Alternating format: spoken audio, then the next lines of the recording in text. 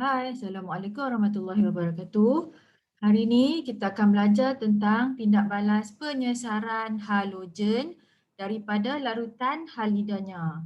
Okey, murid-murid, kamu masih ingat tak apa maksud halogen? Okey, apa itu halogen? Halogen adalah unsur kumpulan 17 yang terdiri daripada fluorin, klorin, bromin, iodin dan astatin. Halogen adalah unsur kumpulan 17 dan ianya adalah unsur bukan logam. Berapakah elektron valence yang terdapat dalam halogen? Halogen mengandungi 7 elektron valence dalam setiap atomnya. Okay, sekarang kita nak bandingkan apa itu halogen dan apa itu halida sebelum kita belajar lebih dalam tentang topik ini. Okey, halogen. Halogen ini dia contohnya seperti air klorin, air bromin, air iodin. Kalau kita tulis selalunya kita akan tulis Cl2, Br2, I2. Itu adalah halogen. Ianya wujud sebagai molekul dalam unsur.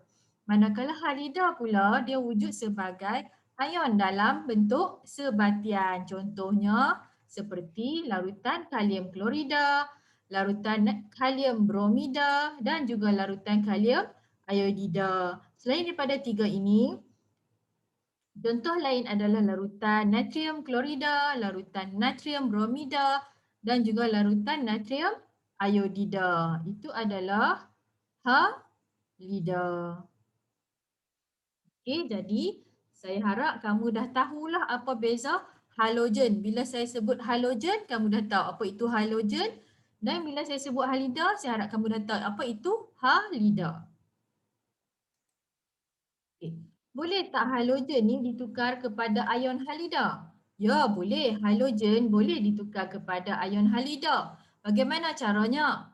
Okay. Molekul halogen ni akan menerima elektron untuk membentuk ion halida.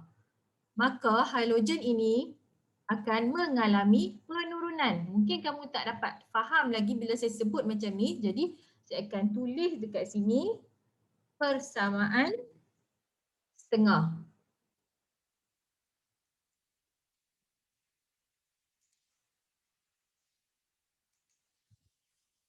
Okey. Saya tunjuk Cl2 dahulu. Sorry. Okey, saya tulis semula.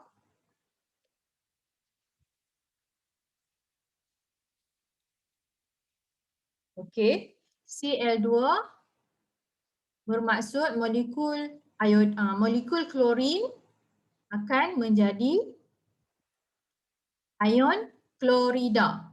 Ion halida bermaksud Cl2 dia akan jadi Cl minus. Inilah dipanggil ion halida. Okey. Sekarang kita tambahkan elektron. Kita nak tambah dekat mana? Kat sini kita ada Cl2, ini Cl minus. Jadi dekat depan Cl minus kita letak nombor 2. 2 Cl minus. Okey, elektron. Elektron kita nak letak kat mana? Letakkan dekat, kita tengok dulu nombor pengoksidaannya. Cl2 nombor pengoksidaannya 0. 2 Cl minus nombor pengoksidaannya negatif 2. Maka elektron kita kena letak kat tempat yang nombor dia lebih besar. Jadi kat sinilah. Kalau ni negatif 2, jadi kita kena tambah 2 elektron dekat depan ni. Okey. Bila kita tambah elektron di hadapan macam ni, ini bermaksud molekul halogen tu menerima elektron. Okey. Maksud dia menerima elektron sebab kalau duduk kat depan menerima elektron. Okey, jadi halogen ni kita panggil dia mengalami penurunan. Kerana apa? Kerana dia bila terima elektron bermaksud molekul klorin ni dia mengalami penurunan sebab dia terima elektron. Ataupun kamu boleh tengok dekat nombor pengoksidaan daripada 0 menjadi negatif 2. Daripada 0 jadi negatif 2. Menurun. Nombor peroksidan menurun bermaksud halogen mengalami penurunan. Okey, saya tunjuk lagi satu contoh lain iaitu bromin. Br2 menjadi Br minus. Okey, kita seimbangkan dia dan kita letak elektron dekat depan ini. Okey, bromin nombor peroksidaannya kosong sebab molekul. Ion bromida nombor peroksidaannya negatif 1 darab dengan 2 jadi negatif 2. Jadi nak seimbangkan dia kita kena tambah 2 elektron dekat depan ini. Jadi nombor pengoksidaan daripada kosong menjadi negatif 2 bermaksud nombor pengoksidaan menurun. Bermakna bromin, molekul bromin mengalami penurunan. Jadi halogen ni diturunkan. Apabila halogen ni diturunkan, maka halogen ni kita panggil dia sebagai ejen pengoksidaan. Okey, jadi bagaimana halogen bertindak sebagai ejen pengoksidaan? Halogen yang lebih elektronegatif akan menerima elektron. Halogen yang lebih elektronegatif akan menerima elektron dan bertindak sebagai ejen pengoksidaan. Halogen yang lebih elektronegatif ni dia akan mengalami penurunan untuk membentuk ion halida. Okay, contohnya X2 tambah 2 elektron menjadi 2X minus. X2 itu mewakili halogen yang lebih elektronegatif. Okey, halogen apa yang lebih elektronegatif? Halogen yang lebih elektronegatif adalah klorin dan juga bromin.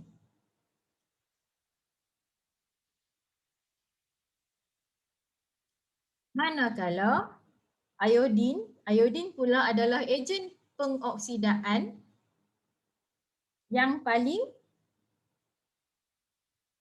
lemah. Okey.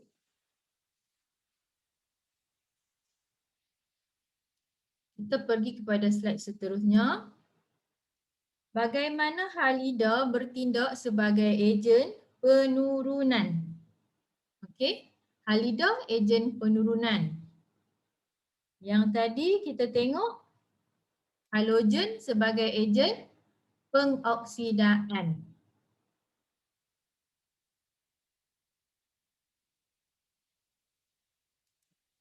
Okey, bagaimana halida ni bertindak sebagai ejen penurunan? Ion halida bagi halogen yang kurang elektronegatif, dia akan melepaskan elektronnya ataupun membebaskan elektronnya. Maka dia akan bertindak sebagai ejen penurunan. Okey. Ion halida yang kurang elektronegatif ni ia mengalami pengoksidaan untuk membentuk molekul halogen. Okey, kita boleh tengok setengah persamaan di sini 2Y minus menjadi Y2 tambah 2 elektron. Okey. Apabila melepaskan elektron, bila lepaskan elektron atau membebaskan elektron bermaksud ion halida ini mengalami pengoksidaan. Okey.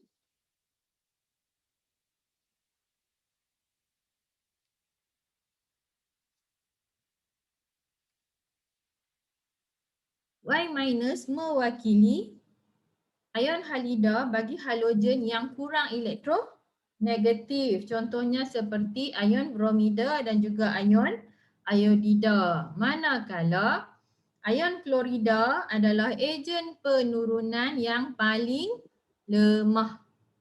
Jadi kamu kena ingat, halogen adalah ejen pengoksidaan.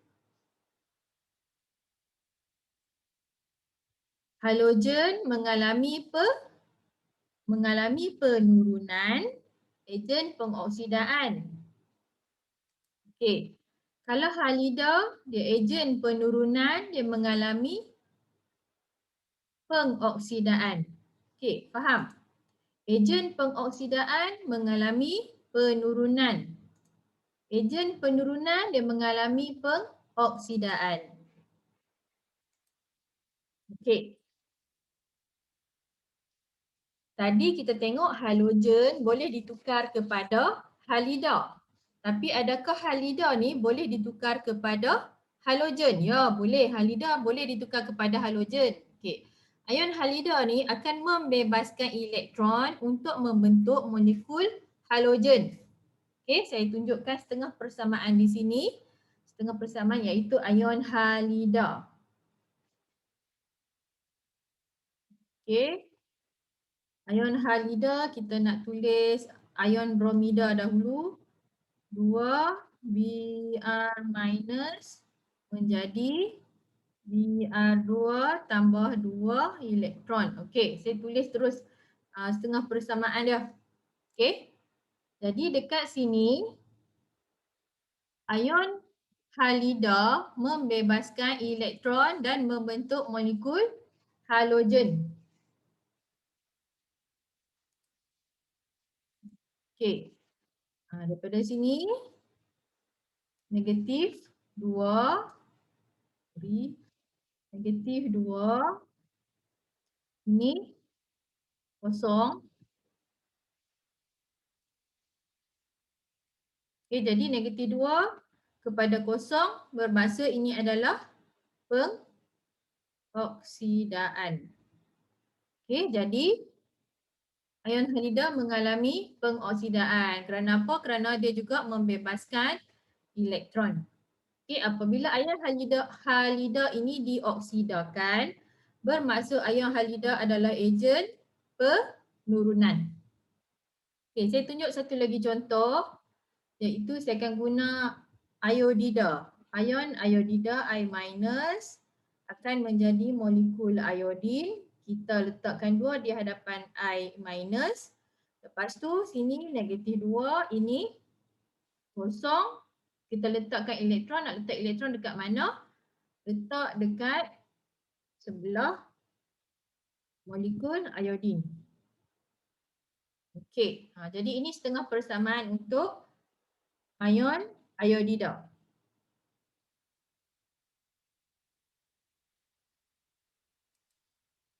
Okey, seterusnya kita tengok halogen dan juga halida.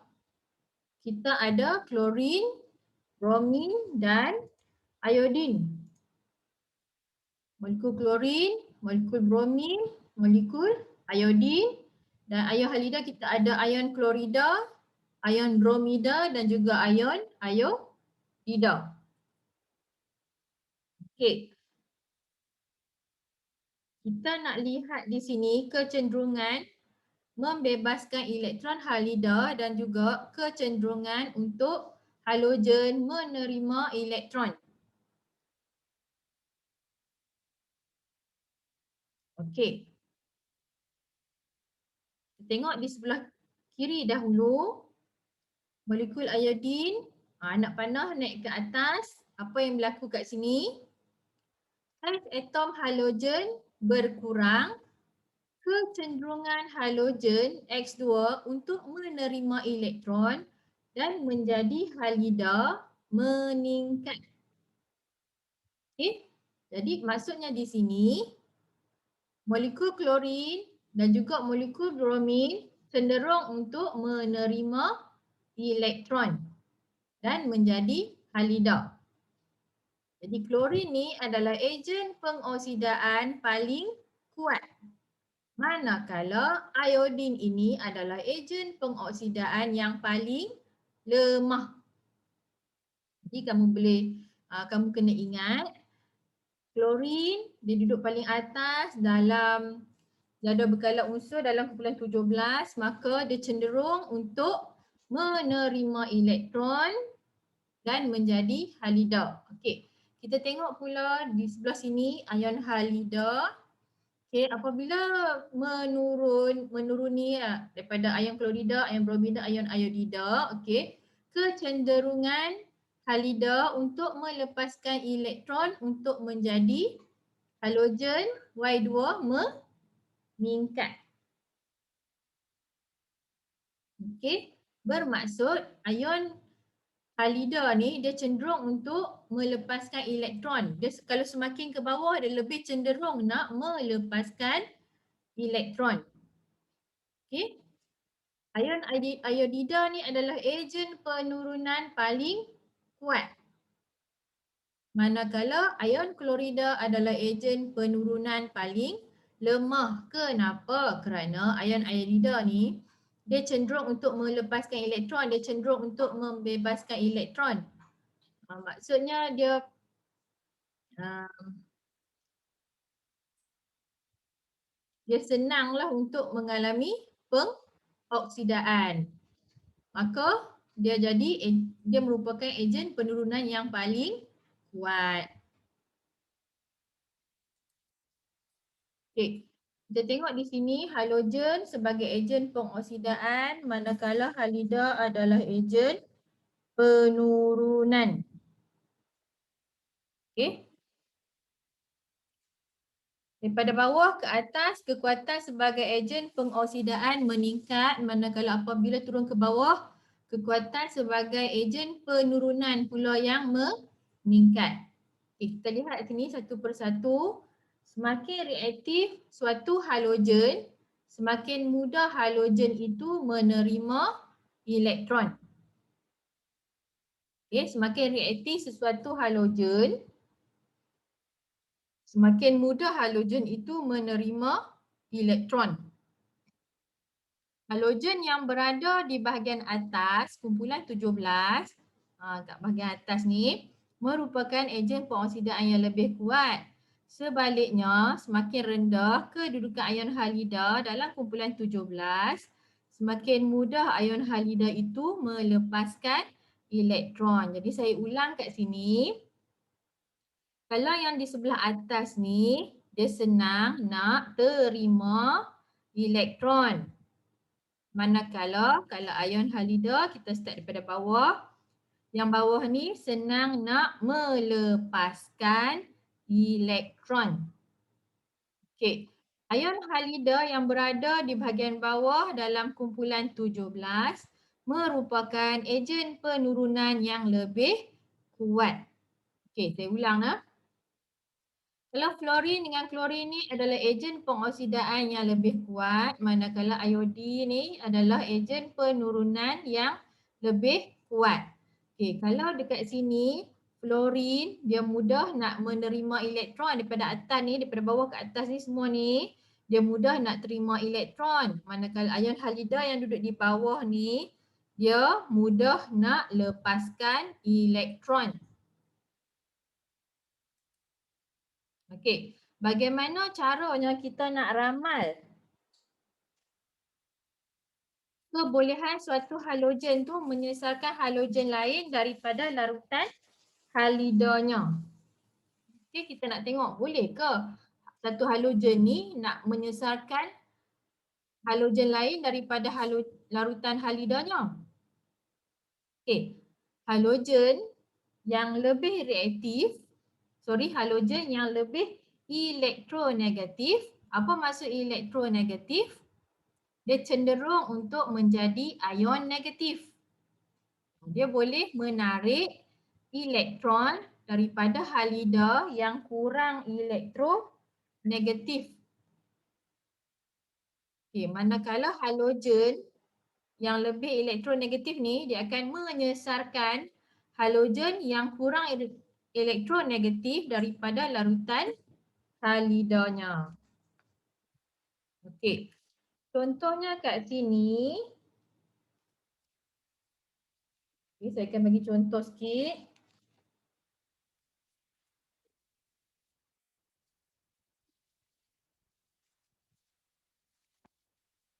Okey. Contoh kalau kita ada tindak balas antara antara, kita tengok tadi, fluorine, klorin, bromin, iodin kan. Okey. Kalau kita ada tindak balas antara iodin dengan kalium bromida, boleh tak tindak balas ni berlaku? Okey, iodin dengan kalium bromida. Boleh ke tak boleh? Kamu kena pastikan yang iodin ni, yang halogen ni, dia mesti berada di sebelah atas daripada larutan halida ni. Tapi sekarang ni iodin dekat bawah, maka penyesaran tak akan berlaku. Okay, next saya bagi contoh lain. Contoh lain kita ambil klorin dengan kalium iodida. Klorin dengan kalium iodida. Boleh ke tak boleh? Sekarang halogen kita adalah klorin duduk kat atas. Larutan halida kita adalah kalium iodida duduk di bawah ni. Jadi boleh tak penyesaran berlaku? Ya, boleh. Okey, lagi. Apa lagi? Contohnya bromin. Kita pairkan dia dengan kalium iodida. Kamu tengok bromin ni duduk di atas daripada iodin, daripada ion iodida. Maka tindak balas ni boleh berlaku. Okay, kalau kita ambil iodin, molekul iodin dengan kalium klorida, boleh ke tak boleh?